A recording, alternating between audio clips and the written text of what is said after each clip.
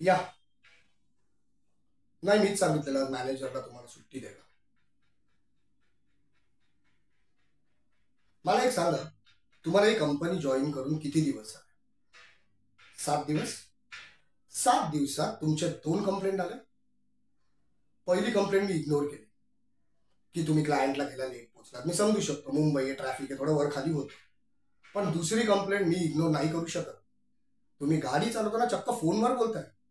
उद्या ऍक्सिडेंट झाला असता, तुम्हाला काही झालं असतं, क्लायंटला काही झालं असतं, कुणाची जिम्मेदारी होती? कंपनीची ना. जॉईनिंगच्या आधी तुम्हाला मॅनेजरनी सगळ्या पॉलिसीज एक्सप्लेन केल्या होत्या. त्यांनी नसतील केल्या तर मी त्याला आत्ता बोलवून घेतो. केलेल्या. मग तुम्ही का नाही फॉलो करत आहेत ते? आणि एवढा मोठा कुठला इम्पॉर्टंट कॉल होता की 5 मिनिटं गाडी बाजूला लावून बोलायचं. मी तुम्हाला ना फर्स्ट अँड लास्ट वॉर्निंग देतोय.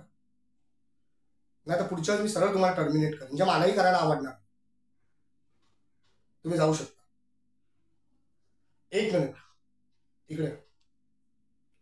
कसं आहे ना, जेव्हा तुम्ही क्लायंटला पिक करता आणि ड्रॉप करता ना, तर क्लायंटकडनं एक मेल येतो कंपनीला.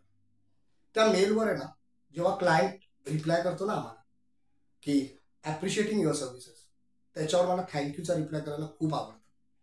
पण जेव्हा क्लायंट कंप्लेंटचा मेल करतो ना, तर त्या मेलवर sorry for inconvenience cost you हा रिप्लाय करायला मला जराही आवडत नाही. हे काळजी घ्या आणि पुन्हा असं नाही झालं पाहिजे. जाऊ शकता.